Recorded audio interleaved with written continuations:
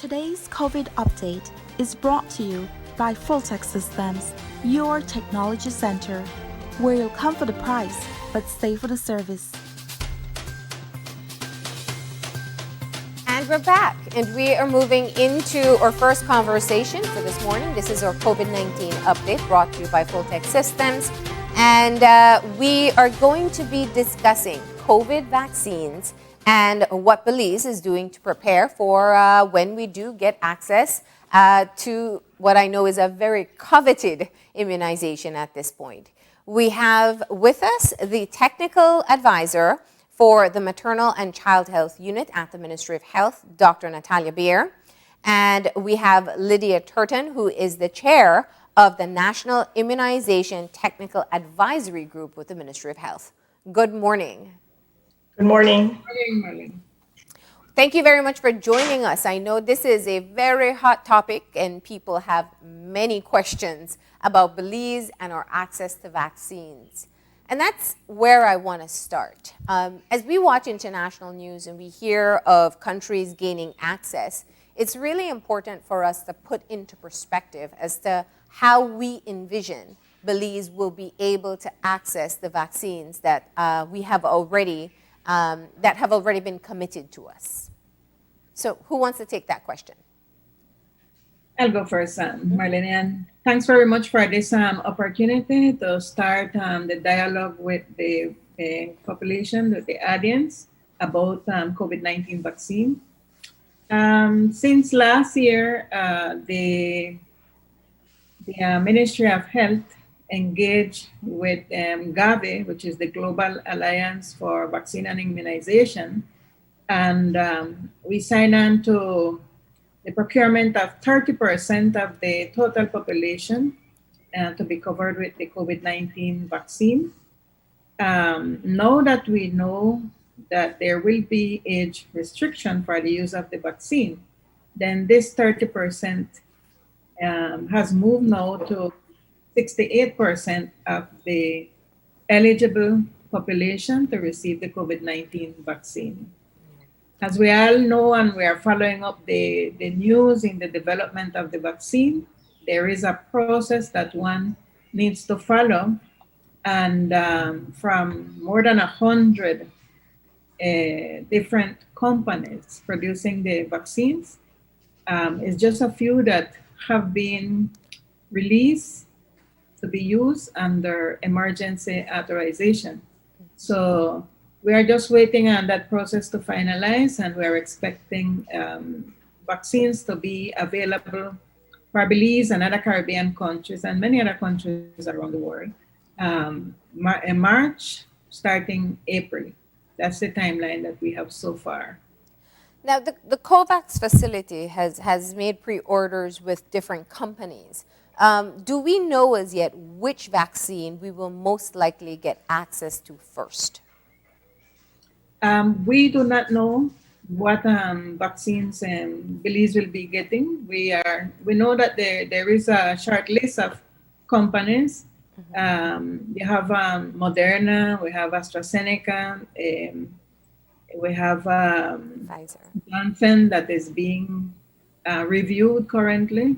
So we are just waiting on that final step before moving, but we don't have a name as yet. As soon as we receive the confirmation of what vaccine is coming to Belize, you guys will be the first to know it. Yes, I know people are anxiously waiting, and they've been monitoring the rollout of these vaccines in other parts of the world. And so I think it's common knowledge now that the different vaccines have different requirements. And let's dive right into the storage issues that we know some of the vaccines require, the sub-zero storage that some of the vaccines require. Does Belize have the capacity, if it's a vaccine that requires that type of storage, that we can be able to manage that? There are three options for storage of vaccines. Yes. Have the -70 or ultra cold storage. We don't have the capacity installed, and only Pfizer vaccine is using that type of cold chain. The second one is those that needs to be stored at -20. We do have capacity in country, and those that can be stored at +2, +8 centigrades degree, and our cold chain is +2, +8, so we are fully equipped to receive that type of vaccine. Okay. As a matter of fact, since last year, we have been working on assessing the cold chain, where we had to spell out each of the cold chain equipment that exists in each one of the health facilities. We have a total of 44 health facilities. And the result is that we have a robust cold chain installed. We do have some gaps, but it's not directly related to the storage, but is mainly to secure electricity at all times. For example, generators. No? We can deal with those in the coming months. Okay. And the doses for the vaccines, they also differ as well. So far, it's even the Janssen is 1 or 2 doses, but the majority are 2 doses. Okay. So what happens during this time when we're not entirely sure which vaccine we'll get access to, and we know that we'll get some within the first quarter? Do we have an exact number as to, or an estimate as to how many vaccines we'll get in that first batch? It all depends on the source. We have COVAX, and then we also are open to other sources of procurement. So if it's with COVAX,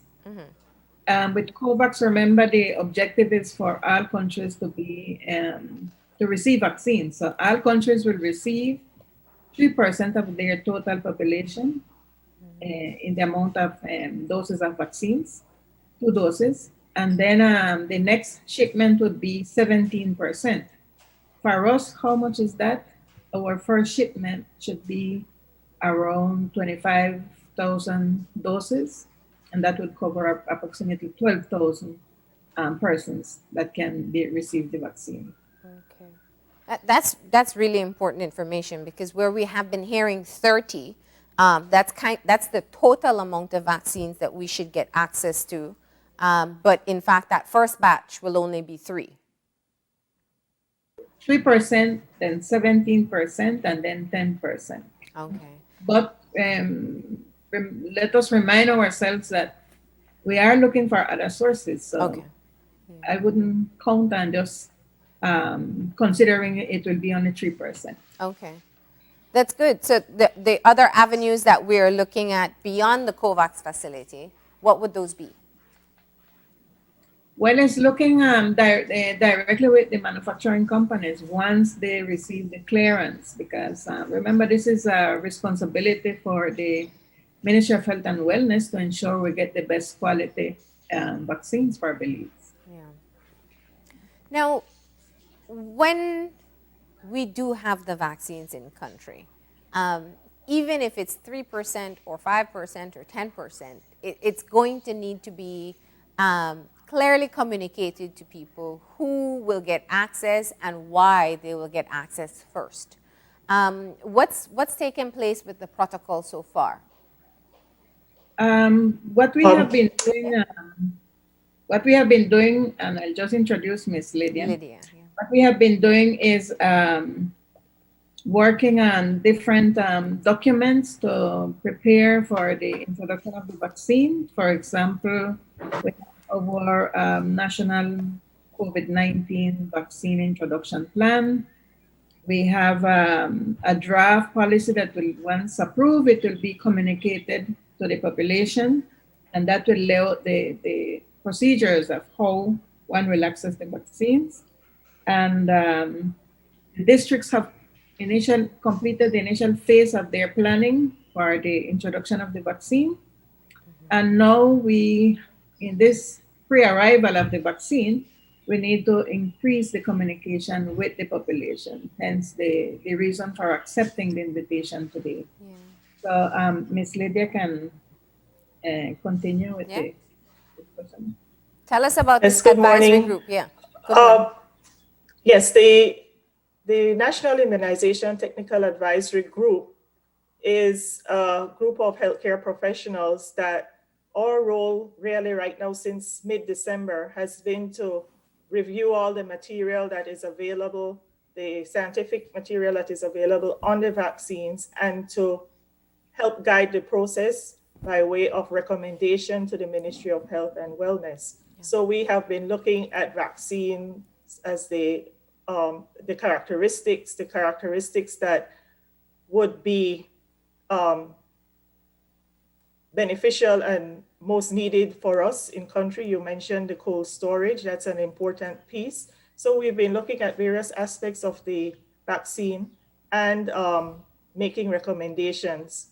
We've also been looking at when we receive the vaccine in terms of the numbers that we receive, how it would roll out, who would receive first, and working on a plan, developing on how that would roll out, right? And again, submitting our recommendations to the Ministry of Health and Wellness. So we've been meeting regularly, at least twice a week, in communication every day to, as information becomes available, to discuss and to see what we believe would be the best fit for us, because we want to make sure that whatever happens, that it meets our context or local context in terms of obtaining the objective of the Ministry of Health to provide this safely to the population. Now, how do you, let's tackle the first part, which is looking at who will be identified as that first group of people who will get access to the vaccine. I know we talk about vulnerable populations, but that's a pretty extensive group. You're talking elderly, you're talking frontline, you're talking diabetics, you're talking immunocompromised. You add that all up, you may have your full, beyond 30% there. So let's talk about how you whittle down the vulnerable groups to those who will need the first access. Well, we've been looking at, well, we have to consider the frontline workers. We know that these people every day are in contact and exposed, and we do have to try our best to make them safe. So we have to first consider the frontline workers, the healthcare providers who are in direct contact with persons on a daily basis. We know that our pool of professionals in this area is not extensive, not very deep, so we have to make sure that we try our best to keep them safe. We also look at the statistics from the country in terms of the mortality and morbidity to decide to help direct the next group. And when we look at the statistics and those that are impacted, it kind of falls in line with what is happening around the world. And in terms of the groups that we then progress to, elderly, etc. Yeah, I know there's been some concerns coming from other frontline workers, because when you say frontline workers, I'm assuming you mean like health officials. But we also acknowledge that other persons are frontline workers, like your police officers and that full department. Where is that conversation currently? All of that is considered. We look at, the people who, by nature of their job, have to be in contact, direct contact, and with persons. So we are considering all of that is on the table and looking at how we cover everyone. You said earlier that you want to make sure that the immunization rollout would be taking into consideration our local context. And I know, being Belize City-based, we think of what we do here, but things are often very different when you go down to the district level and even more so to the village level. What are some of the considerations perhaps that you're trying to make sure are accounted for now rather than an afterthought later on? Yeah, if so I when may- we say everyone, we're thinking across the country. Yeah. Yes, go ahead, Dr. Jen. yeah, I just wanted to clarify that the main issue that we consider making a decision on the target population is the mortality rate. And the mortality rate has clearly shown that it increases with increasing age. So we have a step step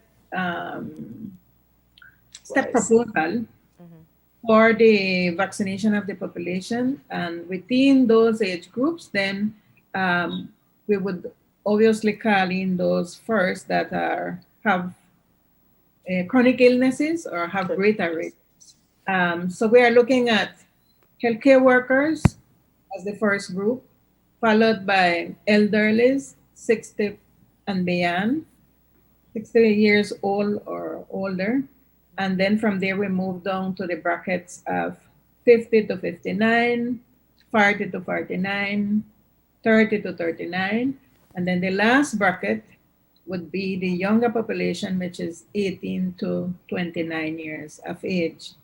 And our local teams are already working, putting together these lists of persons at community level. So we expect each community countrywide to have 6 listing of persons for each one of those different age groups, and documenting on these forms those who may have chronic illness that needs to be prioritized within that age group.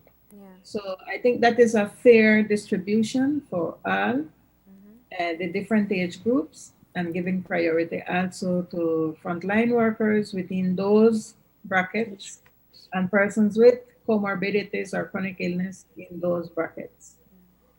So let me see if I'm understanding it clearly. You're looking for overlaps with the vulnerabilities. So it's looking at age, if you're a healthcare worker, and looking at comorbidities. So if I have hypertension or diabetes, I didn't hear much mention of pregnant women as well.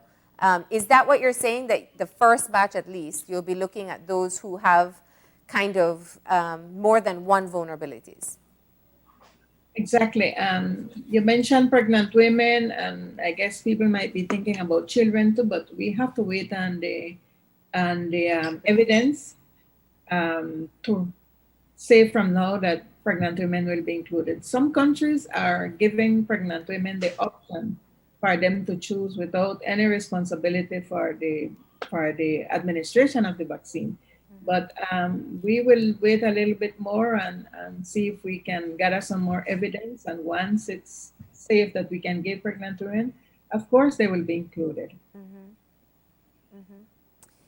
Now, when you look at what has been the rollout in other countries, and I know that some of the media reports have talked about allergic reactions, and I know that some have started to look at whether the very frail elderly population will benefit from getting the vaccine. Have we had that conversation? We are having that conversation, and it will be included in the discussion with the wider population.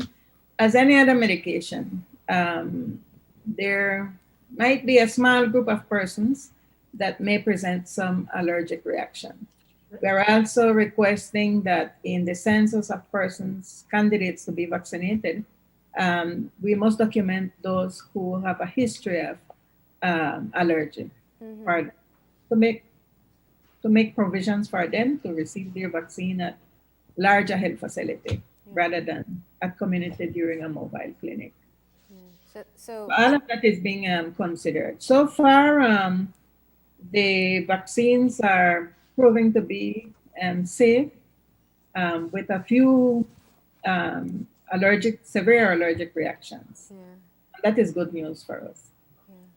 So do we also document how people are doing? Like if you get the vaccine, in some countries, they're checking on you every single day to ensure that you're coping fine until you get your second one. Yes. there is a protocol in place to monitor immediately after the person receives the vaccine, and for any adverse event to be reported within a time frame after. So there is some monitoring that happens, and remembering that if we are doing the vaccine with 2 doses, the person would then need to return. So those things have to be all documented and monitored. Now, And then, go ahead. but then, with the issue of countries receiving vaccines, the list is getting larger and larger, and we feel like we are staying behind. But really and truly, for example, if we use Costa Rica received 9,000 plus doses. And when you match that with their population, it represents 0.18% the amount of vaccines that they have received. So I know a lot of media coverage have been given to countries receiving vaccines, but everyone is getting just really small amounts of vaccines. Yeah. Now, you talked of when I posed the question earlier about monitoring for allergies, that was one part of it. Some countries have reported that the very elderly, some who are in a frail state in nursing homes, had fatal effects to the vaccines. Have we been looking at and monitoring what's been happening in the rollouts of other countries to help to guide our decision making here as well? Yes, the NITAG is looking at that information, and of course they will provide guidance to us on these different illnesses that older persons can have, that we must take precautions with them. So obviously that will be further detailed. Yeah. Lydia, you want to shed some light on that? Yes, again, as we look at these cases as they're reported, there has to be some determination as to whether or not the vaccine contributed to the deaths, right? And looking at all the factors. So it is a process to review information and to make that determination. But yes, we look at it with the intent of making sure that we do things safely and not put people at risk. So as the information becomes available and we go through it, we make those recommendations. Yeah. I mean, we do have the benefit of, at least in being late here, to see what is happening with the other countries as well. Yeah. Now, you know that we are seeing that many people are very skeptical about getting the vaccination.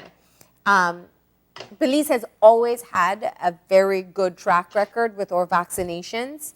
Has there been any assessment to gauge the level of openness to having people receive the vaccine? Is it any different in this particular situation? In this occasion, well, yes, it differs a bit from the routine immunization program.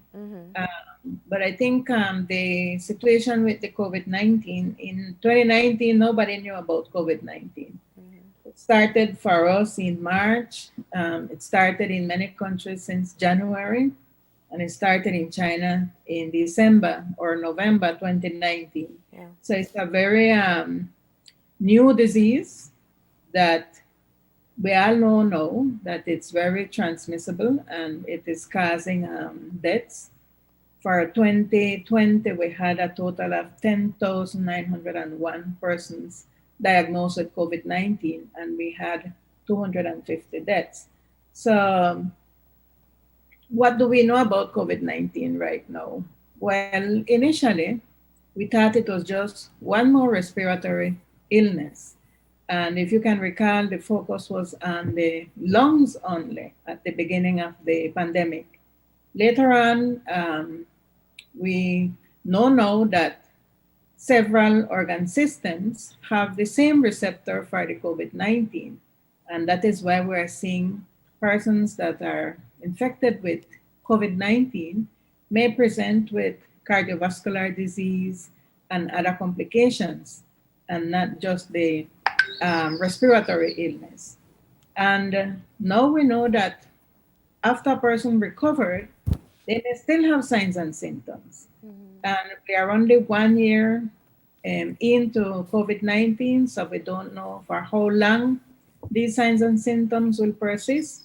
But we can, from now, consider that this problem will be one more chronic illness in the population. And recently, they are looking back at the data and they are seeing patients that were recovered are now being readmitted to hospitals. So, I mean, why expose ourselves to this when we know how to prevent it?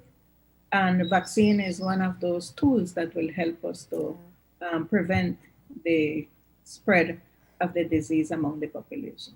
What you said there, I think, is so important, and we should probably unpack that a bit more. I know the WHO has said that eventually COVID-19 will probably just be endemic, which means it'll stay around. It'll be one of those things you may catch, many years from now. I think when we watch the vaccine rollout, we see it as the trigger for the end of all the regulations and changes we've had to undo and we've had to take on. But even at the first rollout, maybe even up to 30%, will that then return our life to what we considered normal before 2020? Well, that's an excellent question because the persons that will be receiving the vaccine need to understand that it doesn't end with the first dose and it doesn't end with the second dose. All the measures that we have in place, those would have to continue. And as the Director of Health Service was mentioning yesterday, we need to bring the transmission rate down to less than 5% per community for us to consider that the COVID-19 is under control. So the risk will always be there until we get 85% or more of the population vaccinated. And that is, remember, just a tool to continue preventing COVID-19. So once we finalize the vaccination of the target population, we must continue with the measurements in place until we reach those low level of prevalence rate in the population before considering removal or changes in the current measures. Do we know, and it's kind of hard to have the conversation because we don't know exactly which vaccine we'll get as yet, but it has been explained that some of the vaccines, you may still be a carrier of COVID-19. It's like when you get the flu shot, you could still get the flu, but you probably won't get it as bad as you would normally get if you didn't get the flu shot. Is this kind of the same situation? It's similar like with other vaccines. For example, with the BCG, we administer BCG to newborns at birth. And what we are preventing with the BCG vaccine is the grave forms of tuberculosis. And but if this child was to be exposed or to a large amount of bacteria, then more than likely they will at some point develop the tuberculosis, but not the severe form. And you are correct that a person that is vaccinated with COVID-19 vaccine may get infected, but may not present the illness. And especially, they have seen good results with reducing the number of severe illnesses and even deaths after receiving the vaccine. And it means that they can, but that's kind of the challenge that we have with COVID, that people get it and don't get sick. So they spread it without knowing. That's so the other measures. Yeah, go ahead, Lydia. And that's why the other measures, it's just the vaccine is one measure. The other measures of distancing, hand washing, wearing masks, will still continue for some time, because we have to protect others. While we may have gotten the vaccine and may not get as sick, we do have to protect those around us. And remembering that too, that there's an age limit. So not the entire population would be vaccinated. So again, protecting our children and other persons who may have chosen not to get vaccinated. When as the advisory group, and maybe you can tell us a bit more about who else comprises the group, tell us some of the priority areas. I know you're starting to do your pre-vaccine rollout education. What are some of the things that you know you want to get out as clear as possible to the public, and who else is a part of this advisory group?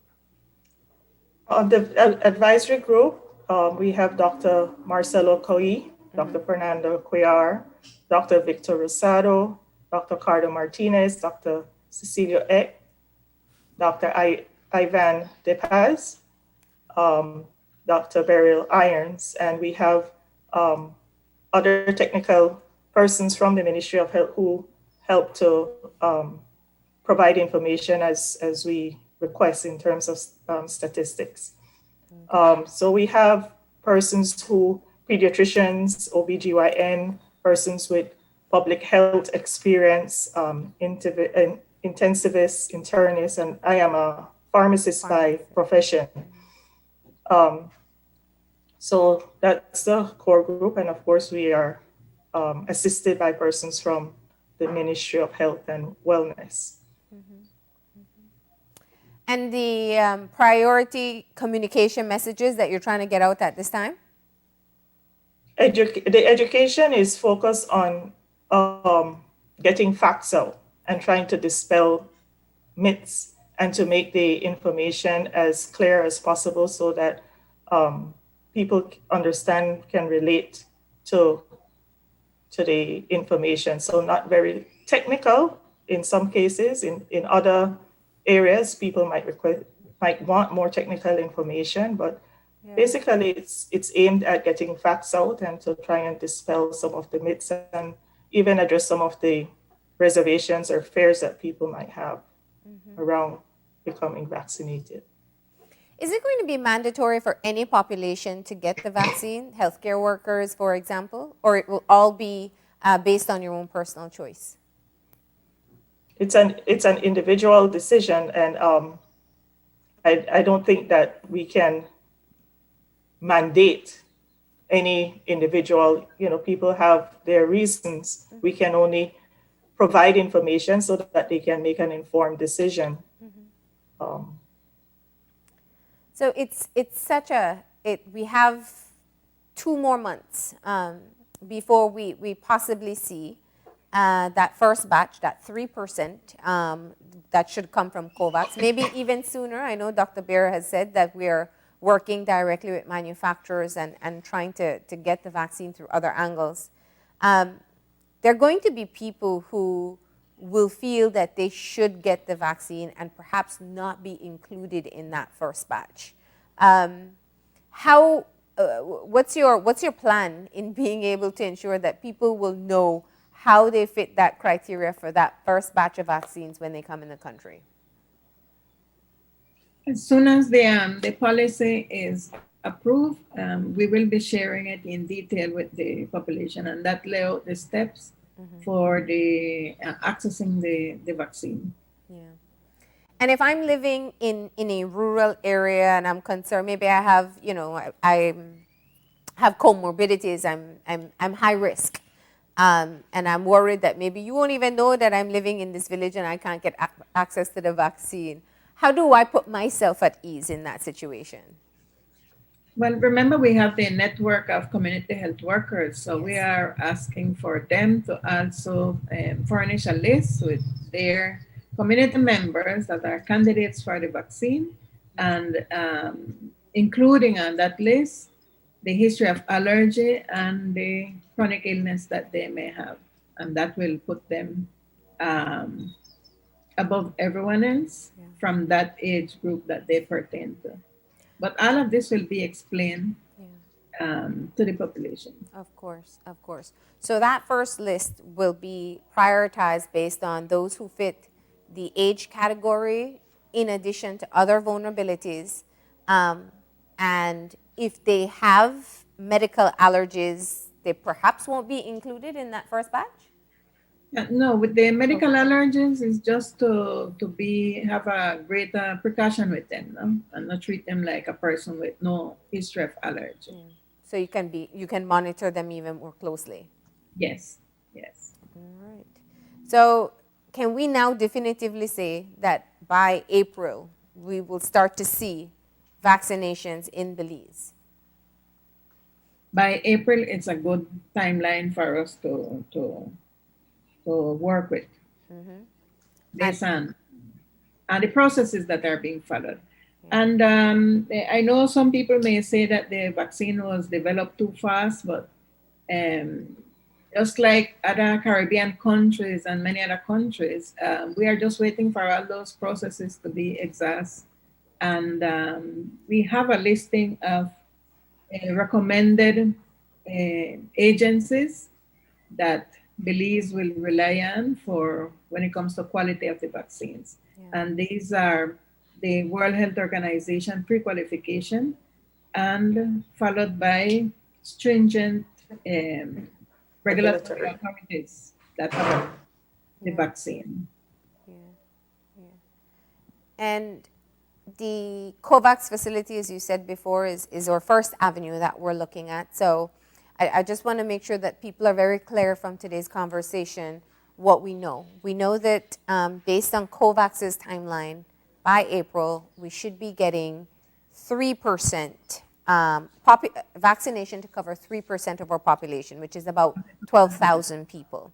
Yeah. The technical group, as Ms. Lydia pointed out, has been working to properly define a protocol as to who will get access, who are the 12,000 that will most likely receive the vaccine when that first batch comes. Yes, and we have other committees, Marlene. We have the National Coordinating Committee for the introduction of the COVID-19 vaccine. And this one is a multi-sector committee. We have representation from the different associations. We have the Nurses Association, we have the Belize Medical and Dental Association, we have NAVCO, the National Trade Union Congress of Belize, the Belize Chamber of Commerce and Industry, the NHI, Social Security, Ministry of Education, and we have the Council of Churches also. And the pharmacists as well. Yeah. And all these other committees, they're working on the other aspects. So we have the technical advisory group, and then you have, you said the coordinating committees. The National Coordinating Committee, which will help the Ministry of Health with the oversight of the implementation of the plan. And their main focus will be also communication. Communication and safety of the delivery of the vaccines, because we have the Ministry of Home Affairs also as a member of that committee. Okay. And just because we're using the COVAX schedule, but just even though I know you said that the Ministry of Health is exploring all other avenues to get access to a vaccine even earlier, but based on the COVAX schedule, that first 3% should be in country in the first quarter. The second batch should be 17%. And how long would we have to wait for that second batch? Yeah, we are envisioning 2 to 3 months for the second batch to come. So it won't be too long a wait if you don't make it on that first list. No, it won't be too long a wait. All right. Anything else you'd like for us to know this morning as to where we are with our preparedness for vaccines? I think it's just important for people to know that there is a plan that we're working on. We're looking at all avenues to ensure that we do this safely, and that what is being provided to our population is something that we believe is that will benefit them in terms of providing some protection, right? We know that this pandemic has hit us in numerous ways, economic and otherwise. And so the goal really is to try and protect the population as best as possible, and that there is work happening behind the scenes. All right. Well, thank you both for joining me this morning and getting the conversation started. April will be here faster than we think, and I hope that it brings a level of optimism to people about our access. When that protocol is clearly defined with how people will be prioritized, we definitely want to hear more about it. Okay. Thank you. Thank you, and stay safe. You too. All right, we're going to go ahead and take our break now. That was our COVID-19 update for today, and we will be back in a few.